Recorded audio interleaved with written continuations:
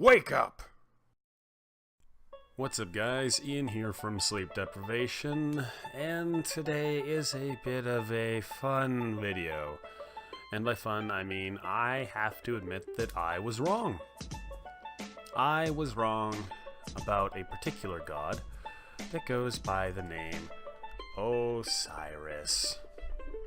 So, if you look back at one of our older videos, and by that I mean about 3 weeks ago, we were talking about gods that we didn't want people to be picking in rank that we thought were bad. And when we got to the warriors, I went apeshit over Osiris because, well, still at that point in time, let me be clear, I had not seen him doing well. But recently also we mentioned DM Brandon, and by we I mean me and my friend Sir Axelot in a couple of our recent videos, and his mention of the double starter start that I saw recently in one of his videos, as well as his tier list, made me decide to start playing Osiris a little bit. And he is actually really scary in lane right now. Top two solo laners, and as far as I'm concerned, are Osiris and Bologna. Now, his team fight is still not as great as other warriors, but his laning phase, especially with that double starter start, is nasty. He just has so much early aggression.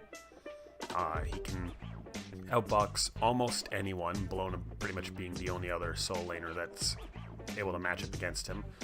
And with, Chunga still being a strong pick, Sylvana still being a strong pick, Ra still being a good pick, and Hercules still being a decent solo lane pick, Osiris has the anti-heal ult, and just he performs really well in the solo lane.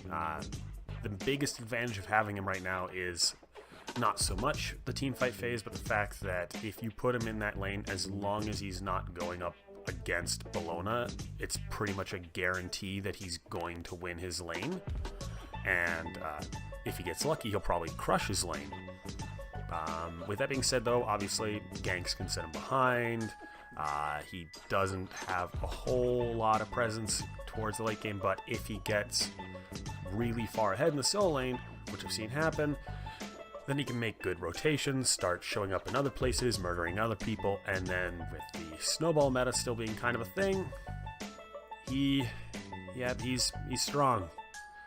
And he's probably a top tier god now, as much as it pains to say that, or I can't even talk. As much as it pains me to say this, I was wrong.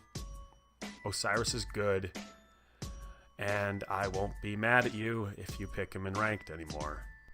And for those of you that aren't familiar with the double starter start, it's a very simple start that involves you getting Death's Toll, which is 800 gold, and then you only have 700 gold left, but then you have the teleport relic, and you wait until you are at, I think, about 790 gold at base, then you start hitting your teleport.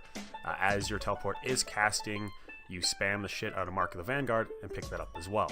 Now, these two items on Osiris work really well because his auto attack speed makes really strong use of Death's Toll, and the Mark of the Vanguard allows him to be a little bit more aggressive, as well as take not only less damage from the minions, but from the enemy warrior that he's probably facing as well.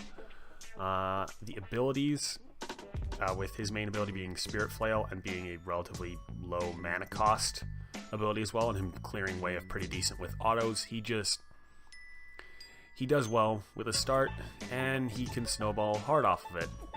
And yeah, so Osiris is good. I'm sorry. And yep, that's everything. Bye.